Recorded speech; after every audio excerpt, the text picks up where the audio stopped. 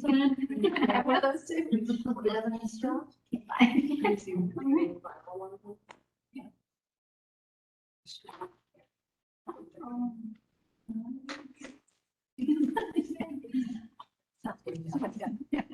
All right, thank you guys for coming today. Today is ensuring Asian health and well-being and safety on campus. This is an event that, a little background and history. When we first became an association in February 2021, it was during the rise of Asian hate crimes across the nation. There was especially a lot of things happening on our campus that was bringing to our attention. And so having an event like this is really just an opportunity for students to get more awareness of the resources there are on campus, to make sure that they're going in the right places, and also to make sure that any reports and incidences that happen get resolved, and also just the resources that they need. So today we have panelists here today, UPD, or I guess we could do an introduction of how it is. Yes. Okay, Mark, would you like to start? Yeah, I'm Mark Flecky with the University Police Department. I'm pretty new. This is my first fall here, but I'm glad to be serving in this capacity and helping out with the Asian Club, and glad to be here today. My role specifically is the criminal investigation, criminal side of incidents here on campus, but we also support students in other ways. We can help out with explaining policies or how we operate in those capacities. So feel free to come and ask me any questions at the time. Love to help you out. Hi, my name is Kylene Breslin. I'm the director of the Office of Institutional Equity and the Title IX coordinator on campus. I've brought my colleague Barrett here. You want to introduce yourself? Yep, I'm Barrett. I'm one of the investigators. So the Office of Institutional Equity oversees MSU's discrimination, harassment, and retaliation policy. So anything that could be considered discrimination or harassment based on a protected class. And when we talk about protected classes, we're talking about parts of your identity that you can't mute. So things like race, national origin, gender expression, gender identity, sexual orientation. If anyone experiences discrimination or harassment based on these features, they would come to our office. They can work with someone like Barrett, a civil rights investigator, to go through the process of deciding whether or not MSU's policy has been violated. Hey all, my name is Christina Chiatti. I'm the health educator at the Office of Health Advancement, also relatively new since last semester. And in my role, I predominantly do a lot of engaging with students, so doing presentations and sort of classroom level outreach on different health topics, but kind of at large OHA. Our sort of tagline is that we educate, empower, and energize students, and we do that through offering a variety of resources that support students' well-being. So we do a lot of the promotion, but also outreach and sort of engagement pieces around health and well-being topics, from nutrition to wellness coaching, mindfulness, movement-based wellness as well. So really trying to give students the resources to empower them to take control of their well-being, whatever that might look like. So. Hello, everybody. My name is Maddie Herman. I work at the Voice Center. And the Voice Center is the student, faculty, and staff resource center for people who've experienced interpersonal violence. So that's things like stalking, relationship violence, sexual assault, those really big, intense things that can happen. And so, of course, we support people who've been directly impacted by violence, but we also support friends and family members because we realize that's a lot to watch a friend have to go through or see them experience something like that. And my role specifically is the education specialist. So very similar to like what Christina does in her role, but I'm doing a lot of things like this, so these events, or I'm doing presentations, connecting with fraternities, sororities, student clubs, like whatever it might be, and just trying to make sure people know what the Voice Center is, but then also try to build a different skill set to see what we can all do to prevent violence. Thank you. And then we also have, would you guys, I can't turn the camera in any way, but counseling and psychological services are here today with us to offer student support who are here. And also just give more information. But yeah, I feel like I can't turn the camera, but thank you guys. Thank you.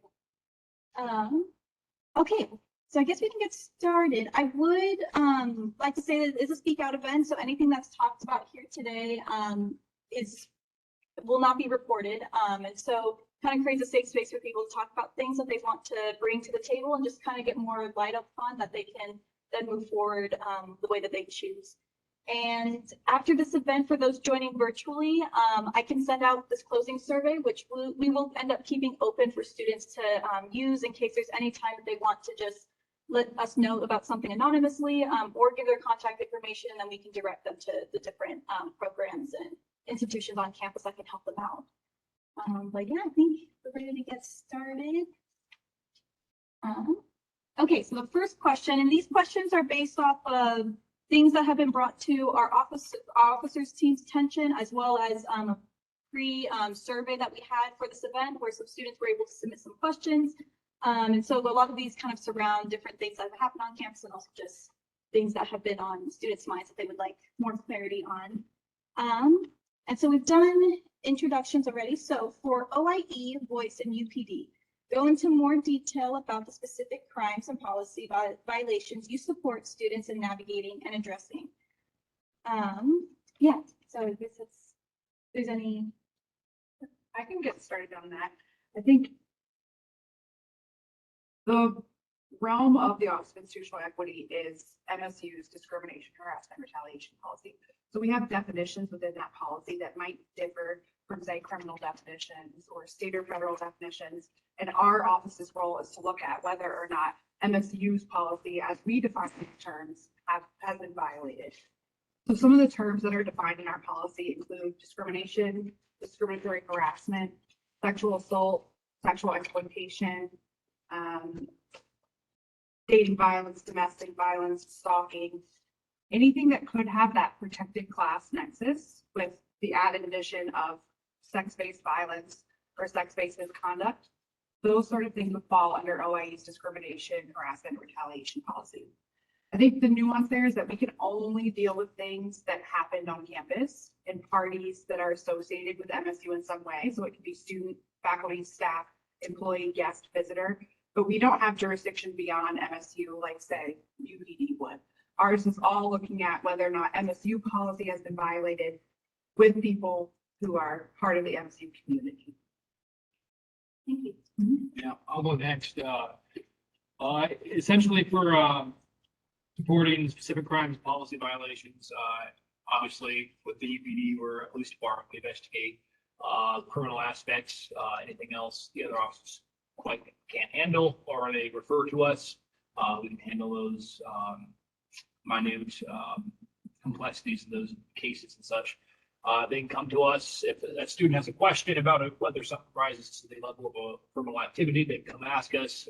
They ask about policies regarding the police department, but essentially most of our role is on campus. We can also go refer to other officers off campus or other resources, but we kind of lock it down to the immediate and safety response in the criminal offenses on campus. A lot of what we do, we'd like to get information before things occur, but the nature of the job is we respond to a lot of calls and we do the follow-up investigations. Personally, I wish we could stop things before it happens, but a lot of that is hard to track because of our presence when we're patrolling and deterring crime that way. It's hard to track those statistics, but yeah, so I highly encourage any students, if you have any questions about whether it's global criminality or in that specific realm, please come forward, let us know, and hopefully we can give you the resources and tools you need before it becomes an issue. So.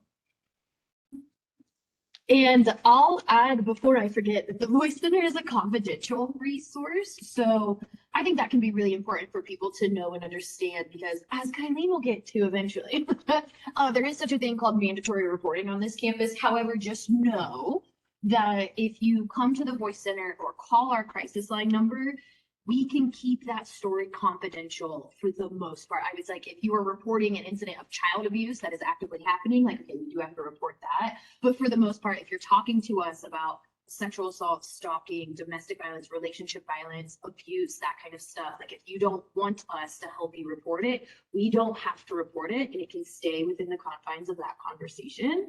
And on that note, the Voice Center is that interpersonal violence resource center. So if that's something you are struggling with or someone that you know is struggling with, we are the resource center for you all. But something that I also just like to emphasize is there's not really a wrong door policy. So if you come to us and you start talking about like a mental health issue instead, we're not just going to kick you out the door. We're going to let you know, like, this is who we are. This is what we're here for. Please talk if you need to. We also want to connect you with the right resources, though. So we're going to help you get connected to the right people if we realize that maybe somebody else would be better suited to help you navigate what you're going through. And I know OIE kind of has the same thing. If you don't know who you're supposed to talk to, come to the Voice Center, talk to OIE. Like, there's really not that wrong door policy in place. I think it'd be helpful too to distinguish how OIE and the Voice Center work together, because I think that could be confusing sometimes. And our processes do overlap in a lot of ways. And correct me if I'm wrong, Betty, but the Voice Center is in more of an advocacy role. Yeah. They can help to guide you and help support you as you go to different meetings or make choices or help you navigate the different processes that exist outside of the MSU campus. OIE, we are neutral fact finders. So when you go to Voice, they might talk to you about what it looks like to report to OIE or what your options are available through OIE. When you come to us, we're assuming that neutral role. We're starting to gather information, gather evidence, gather facts to decide, again, does that rise to a level of violating MSU's discrimination, harassment, retaliation policy? If we make that decision, we can take action, we can sanction the other party, we can look at disciplinary measures. But we are not confidential, as Annie was saying. We respect privacy, but there might be a time that we need to report out either to HR or Dean of Students or UPD, just depending on what the situation is. So we work really closely together and we'll task pieces back and forth, but more advocacy type position would go through the Voice Center. We're more of the process fact finding type position. Yeah, thank you for mentioning that, because it's actually a really important piece to talk about the Voice Center. That advocacy piece, I just always like to say, that is there so nobody has to walk this journey alone if they don't want to. So just like the examples that Kymene brought up, like one that I also used to explain, like let's say you want to explore an order of protection. You don't have to go to court by yourself. You don't have to talk to lawyers by yourself. You don't have to do all of that by yourself if you don't want to. All of our advocates are prepared to help you out with that. So again, no one has to walk any of this by themselves if they don't want to. So yeah, the advocacy piece. Thank you for reminding me of that.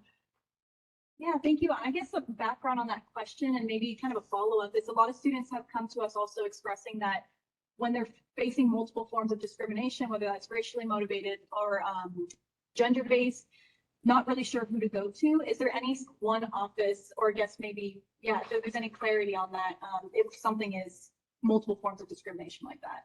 Yeah, I think a good way to think about it is what remedy you want. So generally, any form of discrimination, any sort of protected class discrimination is going to fall under OIE's policy. But I think to decide what's the right office, I think Maddie did a really good job saying there's no wrong door. But start to think about, what action do you want taken in response to what you've been experiencing? If you just want to talk to someone and you want it to be confidential and you want to get to know your options, maybe the Voice Center. If you want the university to respond and you say, like, I don't want this person to be in classes anymore. I don't think they have a place here at MSU. That could be the Office of Institutional Equity. If you're looking to go through the criminal system or you're looking for legal action, that could be through UPD. So it can be confusing and there is a lot of overlap between the different policies. I think the important thing is to remember the people that are up here and start talking to one of us if you do want to take action on it, because we can point you to the right person. But in terms of those sort of overlapping protected classes and overlapping discrimination, all of that would fall under the discrimination, harassment, retaliation policy and come through OIE. We're looking at issues of intersectionality and that sort of stuff. Thank you. Can I ask a question? So this is not like a current, like something I'm like currently reporting. It's something I have reported, and don't know. I did my due diligence, reported OIE on behalf of someone else. Just the overall, I don't know what even OIE can do when it comes to cyberbullying and things happening on social media that are racially discriminative and harmful. Yeah. Like what can be done? Yeah, that's a tough one. We see it a lot. Part of the issue, that's almost a twofold question. I'll start with what happens when you make a report on someone else's behalf. The first and typically only action that OIE takes is to reach out to that person and send them resources and talk to them about options. The ball then goes into their court to say, hey, I want to engage with OIE. If we don't hear from someone, unless there's an imminent risk to the health or safety of the MSU community, we're likely not going to take action. Part of that is we know that this sort of conduct and experiencing it takes the power away from the people who've experienced it. So we give it back by saying, you have to take that next step. You have to decide what happens next and what the university does in response 99% of the time. There can be a disconnect there between people that want to take action and don't respond to resources. So we always try to educate that on that. If you make a report, encourage that person to reach out to us and engage with us, because otherwise we won't be able to take action. But in terms of the specific example that you gave of cyberbullying, it depends on who's doing the bullying. If it's anonymous and we can't figure it out, OIE, we don't have very far we can go. We would say, go to UPD, see if there's options available there. If it's another student or we can identify the person, we could potentially take action under our policy depending on what was being said. But that anonymous part of cyberbullying, we're in the realm of supporting the person that's experiencing. So what can we do to make you feel like you still are wanted here, you feel safe, you feel successful here? What does that look like for you? Whether it be, organizing campus escorts to get you to and from classes, whether it's disengaging with different social media sites. Some of those conversations about support would be the realm that OIE would be exploring if it's an anonymous cyberbullying complaint. Yeah, if I may, I'd even add that cyberbullying could fall under the parameters of a law called privacy communications, which is specifically set up for those kind of situations. I got the actual law here in front of me. So it's with the purpose to terrify, intimidate, threaten, harass, injure, or communicate with the person by any other offensive means electronically. So if you can prove that they were threatening to inflict injury, physical harm, or any other kind of related obscene or lewd, profane language, all those fall under the parameters of privacy communications. And oftentimes, if there's an anonymous account, PD can actually look at something and maybe get a warrant. And that's where we can actually step into the compounds of the law and pursue options that way. So typically for privacy communication, we look for two separate events. The reason being is an isolated event, you can roll with that, but two usually gets us convictions. And that's just based on our experience working with these kind of crimes. But yeah, if one falls in the situation, if any means to terrify, intimidate, something like that, that would fall underneath the like racial or hate crimes. And if you can prove, in addition, that it was based off say someone's ethnic background, that's an additional crime they can add on to that. So I think that's even more options with that as well. So. And this is where we get into working together again. Yeah, If through the UPD process that person can be identified, we can come back to OIE and we can take university action. So there's no sort of statute of limitations for working with OIE as long as both parties are still involved with the campus or part of the community, we can take action. So we're welcome to explore it through criminal means or legal means and then come back to us and say, okay, we've identified them. What can OIE do to help? Thank you. And for OIE, you have talked a bit about mandatory reporting. Would you be able to talk more about what the difference is between formal and informal resolutions? And like if a student were to walk into OIE's office, what does that look like and who they go to? Yeah, great question. Happy to. Sorry, I'm dominating. So mandatory reporting, any employee of Montana State University is a mandatory reporter. That includes student employees when they're wearing their hat of student employees. So a good example would be a writing center tutor. If someone discloses something to them in that context of being a writing center tutor, they would also be a mandatory reporter. And when we talk about disclosures, we're talking about instances of domestic violence, dating violence, sexual assault, sexual harassment, stalking, any of these interpersonal violence things that typically overlap with the Voice Center involving a student. So if an employee gets information about interpersonal violence, sexual misconduct involving a student, they're required to report that to the Office of Institutional Equity. As I explained a little bit before, what happens when we get that report in 99% of cases is we send resources to the individual. We give them the opportunity to engage with us. If the individual doesn't want to engage with us, we're not seeing either an imminent threat or a pattern of behavior, the process is likely to end there.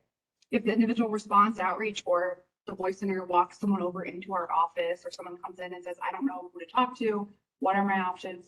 They typically sit down with Barrett or other investigator, Jennifer, and start to talk about OIE process. So we'll have a lot of conversations about what it looks like to work with our office, what your end goal is. We always say, if you could make a magic wand and make this better, what does that look like? And those sort of intake conversations help us to decide what's the appropriate course of action depending on what you've experienced. We do have two channels of resolution through the Office of Institutional Equity. We have a formal process or an informal process. Both of those processes start with someone signing a formal complaint. So you have to come in with us, you would talk about what you experienced. We'd help translate your experience into the language of our policy. And then we'd be at the point of having you sign a formal complaint and notifying the other party who's involved. So I talked a little bit earlier about how we're not a confidential resource, but we value privacy. You can have all these initial conversations with us without us notifying the other party. Again, 99% of the time, unless there's a big risk. When we start to talk about either informal resolution or formal action, we're going to need a signed formal complaint, and that other party's going to get a copy. And at that point, they're going to know that you're working with OA.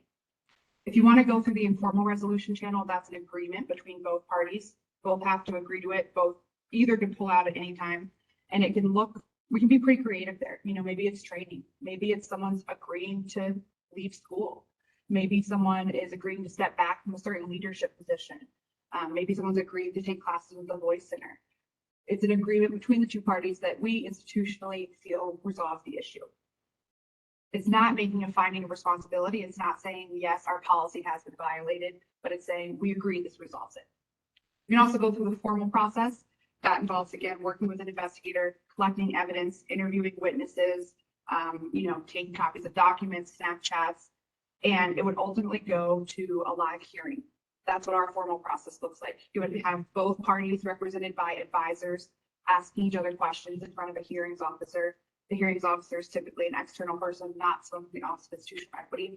And that hearing officer would be the one that decided whether or not our policy was violated. If it's a student, that violation would be handed over to the Dean of Students for sanctioning. If it's an employee, it would go to HR so that they could look at the totality of the circumstances.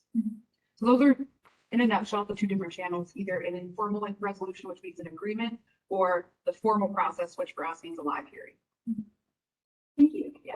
And yeah, we have a lot of other questions, but I just have a question that's on my mind, like as you're talking, for students who, when they, let's say they're kind of worried about reporting because it might threaten their degree or might threaten, if it's in a work setting or something like that, when they do graduate, could they still make that report, or do they have to be a student in order to make a report like that? Typically, that's a very good question. So our policy reads that the formal complaint needs to be filed at the time you're trying to access a university program or activity. So it would sort of depend. It would likely need to be while you're enrolled, but there's some wiggle room there. If you're just making the report, or you think there's a pattern of behavior that you want to flag for the institution, but you yourself aren't looking for any sort of corrective action, you can still report it, and we could still potentially take action on it depending on what it is and how it kind of fits into the bigger scope of what we know. If it's you, I would say you would have to be involved in the school, because most of our remedies are going to involve your ability to be here successfully. So we need you to be involved in order to take action over it. Okay, thank you. Yeah. Let's see. So this is kind of a question for all panelists. What are ways that each institution is prepared to support individuals from different cultures, intersectional identities, so that a diverse group of students feel safe and comfortable accessing their resources?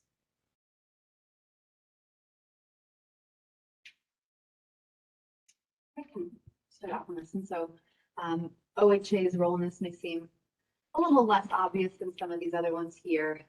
We're more focused around wellness and that sort of aspect. I will speak to a slightly different piece to kind of tie into this, that our role is largely, while we don't provide the direct services, we do try to provide the services that can support somebody while they're dealing with these issues, right? So whether that's wellness coaching, trying to strike some sort of balance through mindfulness training, seeing a dietitian, right? These other areas of a student's life that may start to be compromised as a result of some of these other issues. So we do strive to kind of provide that. With OHA right now, we're personally really taking a pretty introspective look at how visible we are, who we're visible to, who are we reaching, and trying to really make specifically areas around dietetics and nutrition services, as well as movement more accessible to diverse groups. So one thing that actually came about today that I'm kind of spearheading for our office is a diverse kind of, how is the way that I can put this? We're trying to make things that are very Bozeman-y more accessible, right? So ice climbing is kind of what's been coming up for the winter. So I have a climbing background, and so I'm kind of working with a couple departments, bringing in a couple of well-known climbers in the area that come from more diverse cultural backgrounds. They're not the typical person that you would think of when you think of climbing. And so in that way, trying to break down barriers for things that maybe, again, don't speak necessarily to this, but enhance somebody's well-being in other ways, right? What is something that we can give to somebody or offer to somebody that maybe works on the other aspects that might be deteriorating while they're going through something like this? So we're kind of looking at, again, very specific with, as we're bringing on new dietetics, looking at how do we reach different groups around that, right? And different cultural groups and identities all approach nutrition and dietetics and that whole realm of food very, very differently. So we're having conversations around that. How do we make that more accessible and more sensitive, right? And how do we have some cultural competence and awareness around that? And then this movement piece, what can we do that's fun too, right? Because a lot of this stuff I think is challenging and difficult and heavy. And so what can we offer in the way of what's fun, what's motivating, what's healthy, right? What's engaging? How do we introduce students to things that otherwise there might be barriers around? So we're kind of working on it through that lens. I can kind of speak on what the Voice Center is doing in that area, and I would say it's kind of a few things. So right now we're actually going through our advocate training, and so that's we onboard about 25 to 30 new advocates, and obviously they have to learn all of this really important advocacy stuff so they can be a positive support for people accessing our resources. But a key piece of what we incorporate in our advocacy training is diversity, inclusion, intersectionality, power, privilege, and identity, like all of that information, because it's so critically important to understand all of those things when we're talking about violence, when we're talking about people's experiences with violence, and we're talking about preventing violence. So that is interwoven within our advocacy training itself. It's interwoven into a lot of the presentations that I do in general, really just trying to talk about how does power influence the way violence manifests in different environments and stuff like that. And then just on like a personal note, I think something that I have been trying to be intentional about and commit to, because I know it would help the campus in general and help my role in general, is putting myself out there on this campus a bit more. So rather than just assuming what students need, I'm trying to talk to students, hear their voices, like create that space where then I'm directly hearing what it is that they're identifying as going on as a way to bring in diverse voices into what we're talking about at the Voice Center, into what we're training about and the events we do and stuff like that.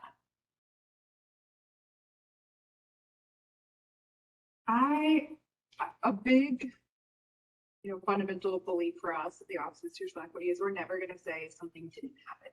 We might say that something doesn't rise to the level of policy violation or doesn't fall under our policy, but we don't say something didn't happen. And that's because we're really aware that that idea of did or didn't happen is really based in lived experience.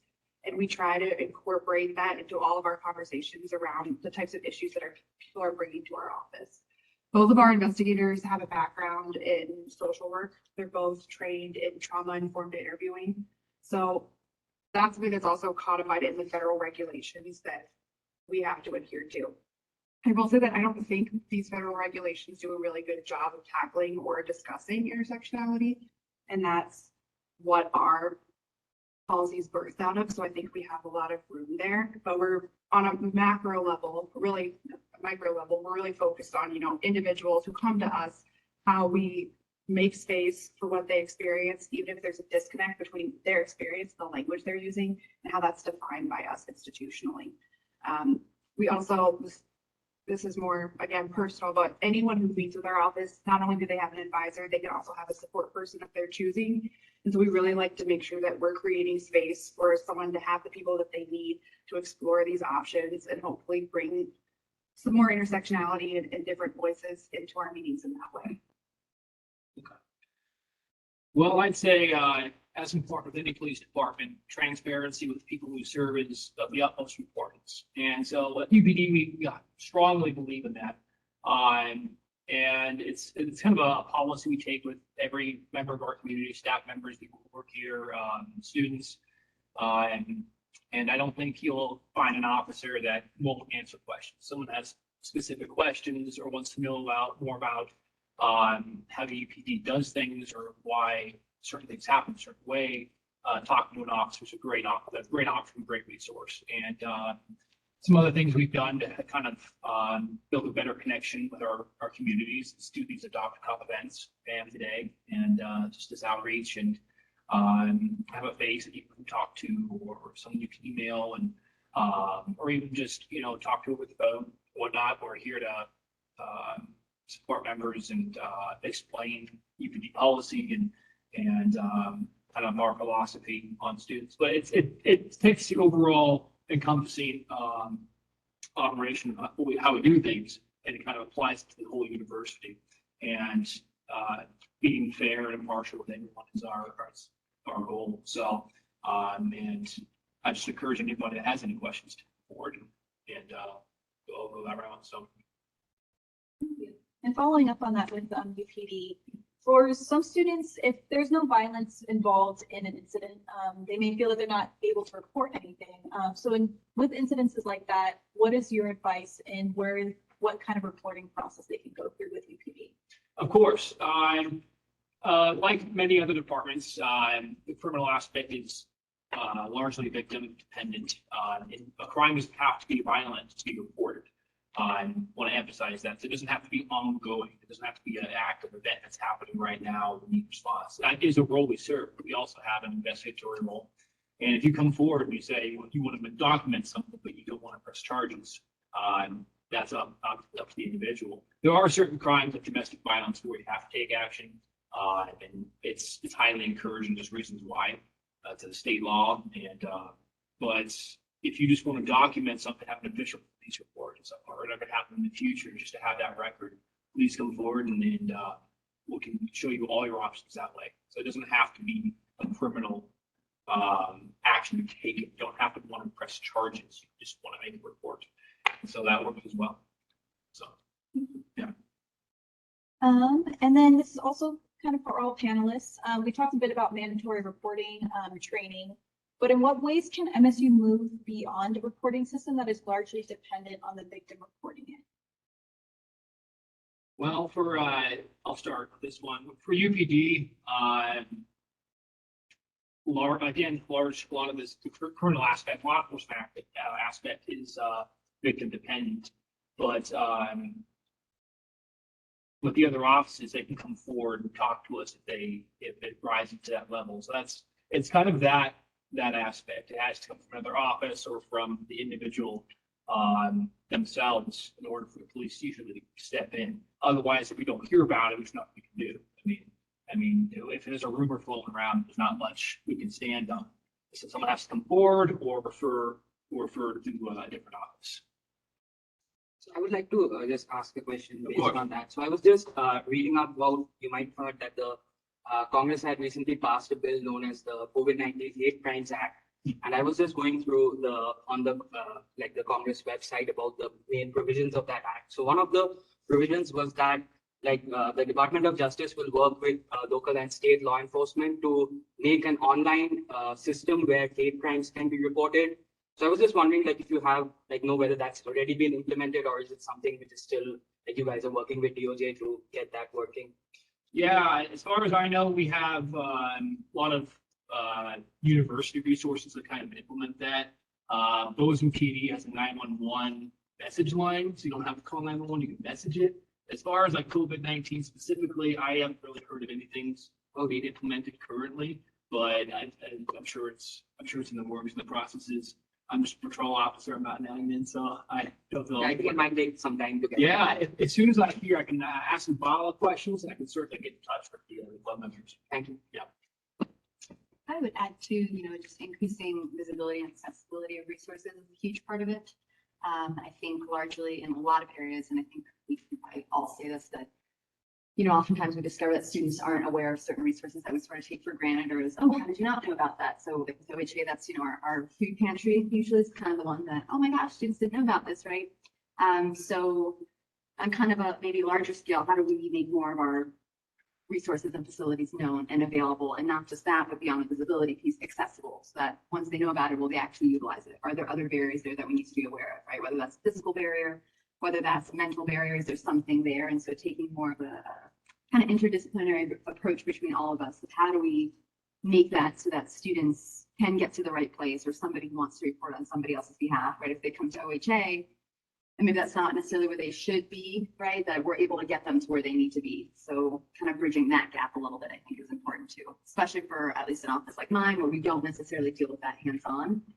A student shouldn't show up someplace and not get the help that they need, right? We should be able to direct them to the right place from there, whether that's physically walking them over someplace, right? Or making that contact right then and there for them.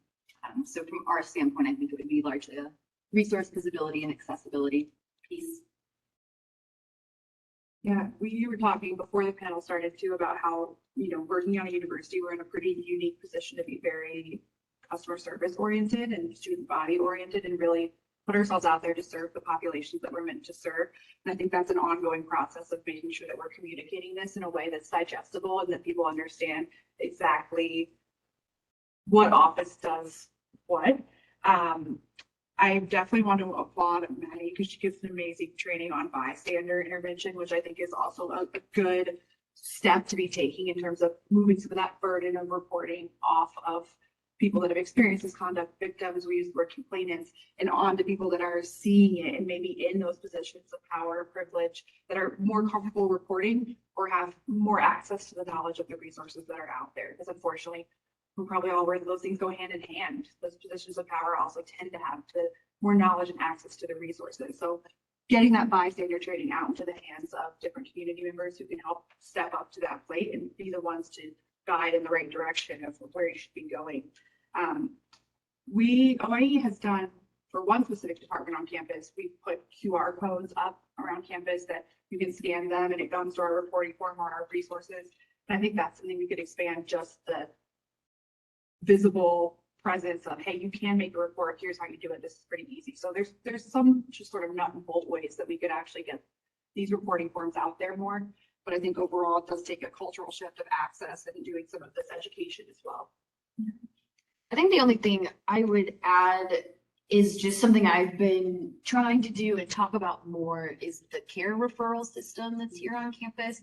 Because again, I think that's integral to like bystander intervention. That is literally anybody on this campus can file a care report if they're worried about somebody. And so whether that has to do with discrimination, whether that has to do with violence, or whether that just has to do with, I'm worried about my friend because I know they struggle with depression and they're not coming to class anymore, if they're not responding to my text messages, like I'm worried about them, you can file a care report. So again, that's not dependent on the person who's struggling with their mental health to reach out and try to find resources. Like that's a friend worried for them, or just somebody else worried for them who can file that report. And then that gets it to the university, and the university starts reaching out to those people. And so I think that is another way that I've been grateful to hear that MSU does that, because I think that's so important. And it gives people who see things, and know people see things on this campus, and they hear things and they just don't know what to do. A care report, I think it could be the easy first step, because there's so many options. You could call, or you could just file it online. Like you don't have to go talk to somebody in person about it. So I think that could help as well. I follow up on the care referrals. In incidences where there's a student that there is someone that they see, one of their friends that has kind of confided to them saying like, yeah, I'm really struggling. This is what I'm going through, and they're really concerned, but their friend asks them like, hey, please, like, don't like keep this really private. What would be your advice in those situations? And like, if the care referral, like, what does that reaching out look like? To the best of my knowledge, care referrals are, the reporter remains confidential. So you're never going to know who reported that. That's not going to be disclosed. What that contact looks like is it does come from the Dean of Students office. They're not in trouble. It has absolutely nothing to do with academics or any of that kind of thing. That's just where this is housed. And typically, like, I think they start with an email and just like reach out and say, hey, like, we want to make sure you're good. Can we schedule a meeting to just connect, talk, and then from there they get more information, and that individual has all this information about campus, and so can try to connect them in the right direction. There was something else in your question that I wanted. I think I also left the piece out. It's, if that student's like afraid of losing their friend's trust. I Yes. mean, it remains confidential, but if they only told one person and then put the pieces together, like, oh, my friend reported this. That is so incredibly tricky. And I think it's honestly going to be different for each person who's probably navigating that. One option could be if it's something you feel is comfortable, it's like you could wait a while before filing the care report rather, because that was honestly something that I've had to explore in my position where I was just like, okay, I don't feel comfortable immediately filing this because it could come back to like this whole snowball of events. So I understand being in that position. I think also believing in the trust of that relationship could go really far. So I know, like, maybe not right there in that moment, but following up the next day and be like, hey, I'm worried about you. Like, could I walk you to the voice center? Are you interested in going to CPS? I could walk you there. I could call with you. So that maybe it's not filing a care report, or maybe you could be like, would you want to write this care report together? Like, just so then, and then you can ignore their email if you want. Like, I think believing in the trust, like if somebody's already at a point in your relationship, like there's already that foundation of trust and they're sharing that information, there is a way to explore connecting with them further. So they don't feel like you don't have to be like, I'm going to track you to counseling and psychological services, but you could just like, I'm worried about you. I care about you. Is there anything that I can help connect you to? So then you could be the person connecting them to any of these resources. Like that's where I would start in that kind of scenario. Yeah, thank you. Yeah, I didn't know about that program either, so Yes. yeah, good to know that there's something like that out there. I'm looking just, yeah, but I guess for our final question, this prompt is a scenario. And after hearing the scenario, please share your opinion on what maybe went wrong and how your office could have helped them if the information got to you. So the scenario is a student informed a professor that there was a man driving around campus, stopping groups of students, asking them where all the Asian women were at. The student expressed their fears around this situation since this was happening in close proximity to the Atlanta spa shooting.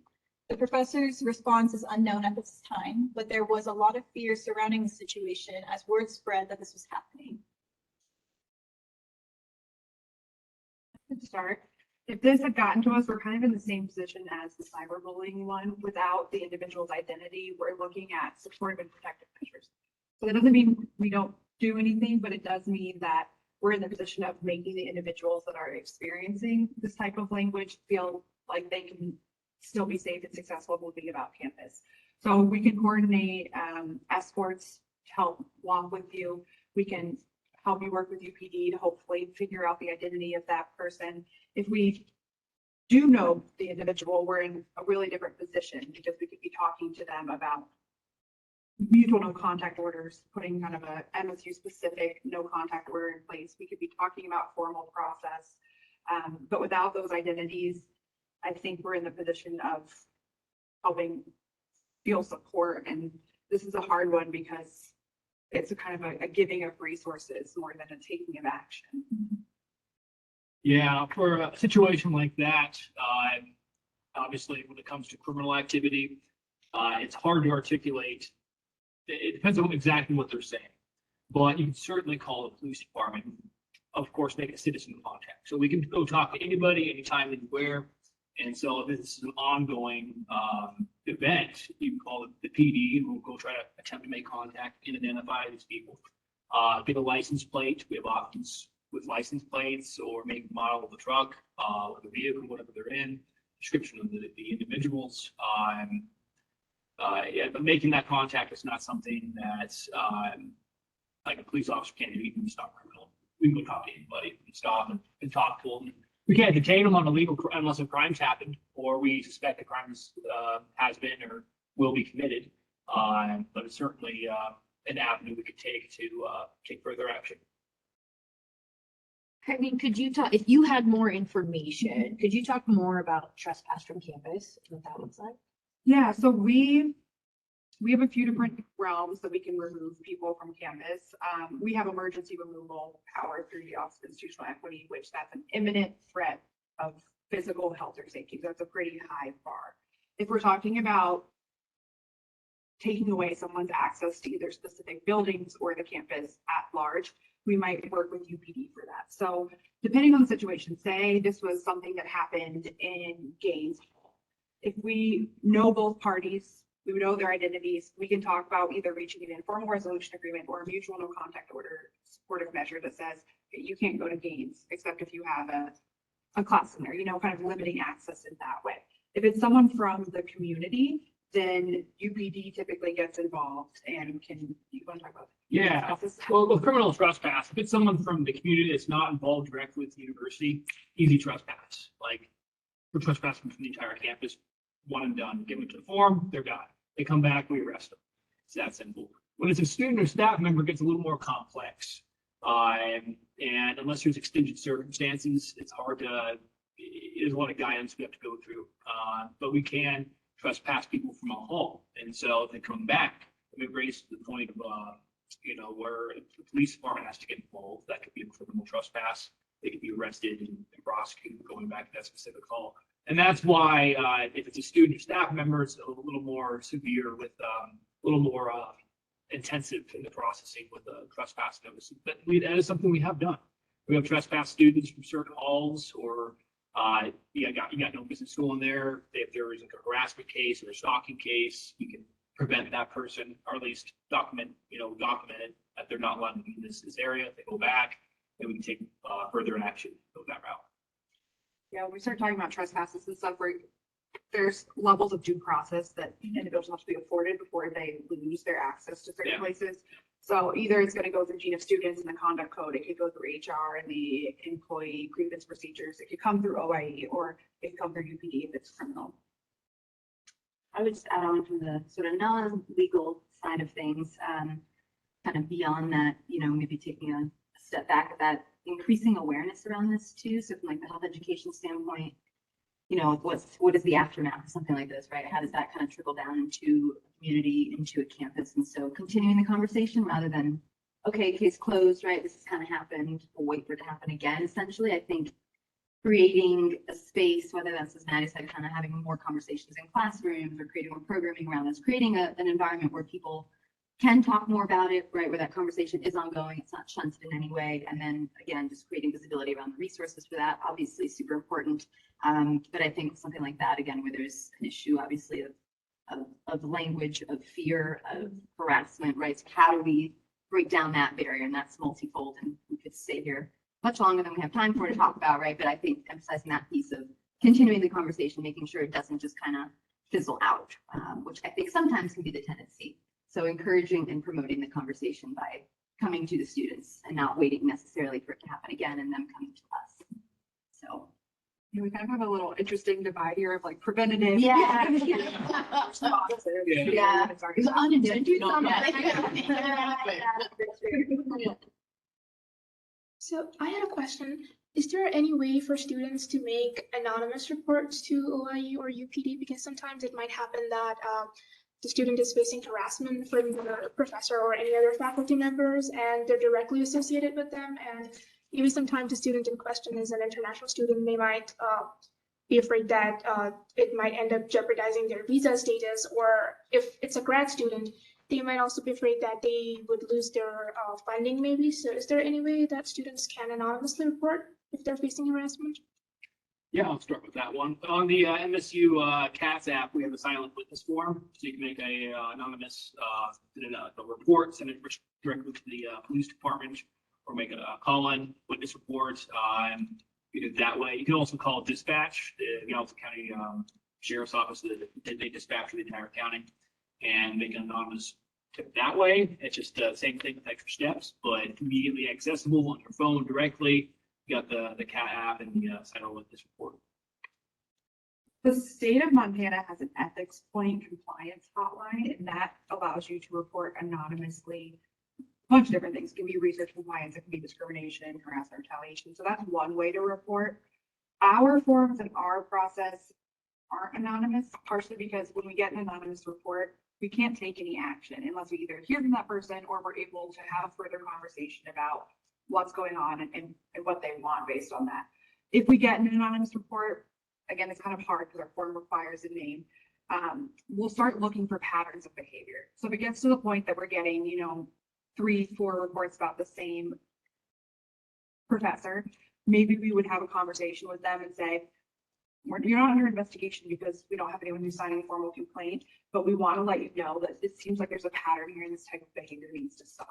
So we can have conversations anonymously, but to really get to the heart of our policy and our process and to take action, there has to be someone that's willing to say, I want to take action on this, I want to put my name behind it. I have what I call knock it off conversations with people a lot. And that's when someone will come to me and say, I want to tell you that this is happening, but I don't want my name associated with it. I don't want to take formal action, but I want it to stop. And I'll reach out to the person, and without sharing who's talking to me, I'll give generalizations about what's being reported to our office and ask them to knock it off. So there's not a good reporting feature, anonymous reporting feature for OIE, mainly because we need that person behind it.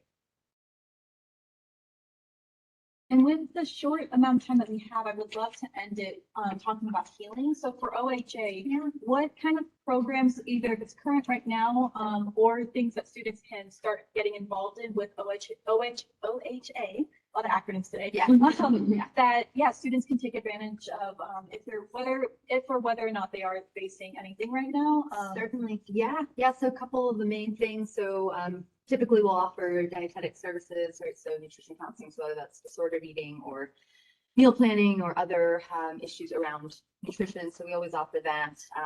We have wellness coaching, and largely with wellness coaching, the model is largely one of empowerment, right? So acknowledging and really utilizing what experiences the students bring to that to sort of guide how that journey or roadmap really looks for that student. We also offer mindfulness training, so kind of stress management for college age students. And again, that's a very individualized one-on-one path, right? So kind of looking at what that looks like for you, again, whatever you may bring to the plate there. So a lot of what we do is more of that sort of in the clouds idea of wellness. But as I said earlier, I do think in the way of healing, it kind of relieves maybe the burden of these other components of our health that can potentially slip when we're talking about other things that might be going on in somebody's life. So those are things that, somebody who maybe is or isn't dealing with harassment might not be thinking about, but I think particularly when we're dealing with violence, discrimination, anything like that, right? Those things are more prone and likely to slip or take kind of that back seat. And that has a lot of its own residual effects. So we like to offer that for students as, keeping the balance going, trying to achieve some level of whatever your healthy norm is, right? So whatever makes you feel good. And again, using that sort of empowerment model of whatever your experiences are that you bring, we can work with that. We can create that roadmap no matter what you face in the past. So, and I think beyond that, I'll throw this in there as a little OHA plug too. We're off campus a little bit. And so I do think physically we have a lot of barriers removed already, which is kind of nice, right? We don't have to go through 3,000 doors and have a bunch of people see you, which is kind of a nice thing about us. We're very accessible in that way.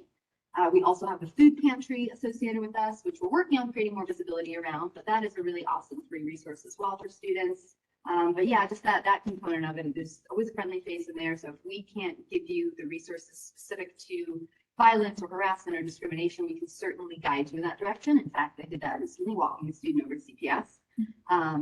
So yeah, I do think that's a huge part of it too. We're literally a little bit less of a barrier than maybe some other spaces on campus. So I think students might find that helpful in many ways. So yeah. Let's do this, but I have another panel across campus. But I thank you all for creating this space for us, and I would love to continue these conversations too. We're over in Montana Hall. There's kind of no wrong way to get in touch with us. So if you want to email, stop by, call, anything, be happy to answer more questions. Yeah, thank you all. Take some food. Yeah. Hello. Yes, let's say hello. Yeah, thank you all. It's a lot of information that's like also new to me, and like just as like officers too, like being able to know this, to be able to let students know, because again, we have a lot of students who come to us asking like where to go to, just because they don't know where to start. Yeah, just wanted to add, while I'm one of the psychologists and outreach specialists at the counseling center here on campus, just wanted to add to some of the things that Christina mentioned is, even just kind of thinking about the scenario that you threw out earlier, something that is really important and a big value at the counseling center is recognizing and being able to serve all of the different identities on campus.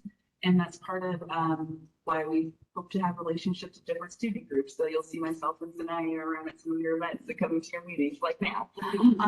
And we've also developed some connection spaces and groups based on student needs. So hopefully if there are things that we are hearing from students, there are ways that we can develop support systems around that. So I think about just people with marginalized identities in general, and especially people with ethnic minority identities, and what it can be like being on a primarily white institution, and the experiences, well, especially PWI, like institution, but also community, and what those experiences can be like on and off campus, and how that can just wear on someone so much differently, in addition to all the other stressors that students experience, right? So with that, we really take that to heart and value that at the counseling center, being able to understand and acknowledge those barriers that people may experience, but also what those daily experiences are like for students. And also acknowledging that a lot of people are touched by racial trauma. You may not specifically say like, oh, this is racial trauma, but when you're experiencing microaggressions every day or seeing things on social media or having things happen to you or just within your community, that's something that can really start to wear on you. So there is a BIPOC connection space that I'm going to plug. It's the first Wednesday of every month. It's from 5:30 to 6:30. I recognize that sometimes may overlap with some of your meetings. I decided to schedule before I knew when the Asian meetings were. But if there is an interest in that, or people are, getting something out of that, then we're always, willing to have additional times or to address whatever issues there may be. But just recognizing that sense of community and belonging can be so hindered for people that have marginalized identities. So the more spaces that we can offer and provide that, the more important it is. One last nerdy thing, of course, social support and sense of belonging is just something that is so closely tied to mental health and wellness. And we see that consistently throughout all the research. People just report it without even saying specifically sense of belonging, which is based on those experiences that they have. So just highlighting again that those are some of the services that we offer, and that we are always willing to offer additional services if there is a need that we see. And then just piggybacking off of some of the resources that the Voice Center mentioned, we also have an Empower to Heal group that meets, which is a therapy group for people who experience relationship and sexual and or sexual violence. If anyone ever has questions about any of the resources or things that we have available, feel free to reach out to myself first, and I'll leave my info with you all, but please, no question is too small or too dumb, as they say. And that BIPOC space, did you say that's Wednesdays? It's the first Wednesday of every month in the disc. Yeah, I did it weekly before, but there wasn't a lot of awareness about it, so I was just sitting there by myself. So because of that, now I only do it once a month. But if there's more interest, then always more than happy to adjust that. Or if there's something else that people are needing or would prefer, then I'm also open to hearing about that too. Yeah, because I remember seeing that advertisement of that, and I've always wanted to take advantage of it. I think this is the year of finally, and also bringing students from A.S.I.A to come. I think we'll make sure to announce it at our next meeting, because when it was my first year here, I had a really hard time like settling into Bozeman, just being like so separated from like my family, my cultural community back in California, and like I almost like went back to California because I started hating Bozeman, then I started hating Montana. But A.S.I.A has helped out so much with that, and just also the resources on campus, such as counseling services, took advantage of that, and still, yeah, so grateful making that decision. So yeah, I'll definitely let students know about that, because that is a great space to have. I'm not trying to ramble, just, sorry to hear about your experience and what that is like in your pockets on campus. People don't feel that way. Like, I hear students having these conversations all the time, and I'm just always like, how do I provide more space for you? Yeah. How do I tell you, how do I not be awkward while you're talking to your friend?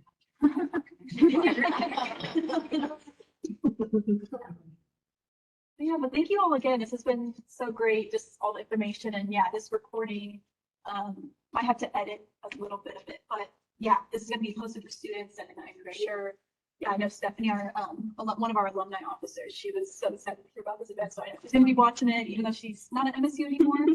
But all this information is just really great, so thank you all. Yeah, thanks. Thank you. I guess everybody has to take a load. Yeah. Take a load.